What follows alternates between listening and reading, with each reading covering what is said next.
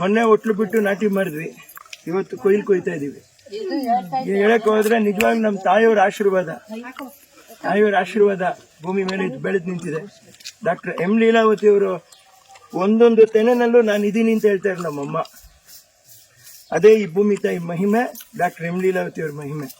ಭೂಮಿ ತೂಕದ ವ್ಯಕ್ತಿ ಅಂತ ಹೇಳ್ತಾರಲ್ಲ, ನಾನಲ್ಲ, ಅದು ನಮ್ಮಮ್ಮನೇ ಭೂಮಿ ತೂಕದ ವ್ಯಕ್ತಿ ಈ ಭೂಮಿ ಮೇಲೆ.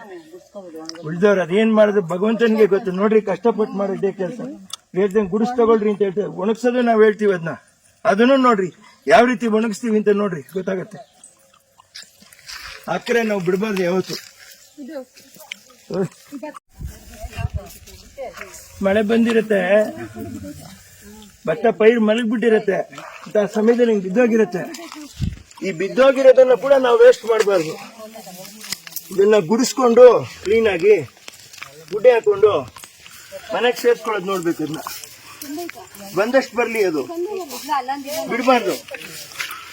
ಇದನ್ನ ಪಾಠ ಇನ್ಮೇಲೆ ನಮ್ಗೆ.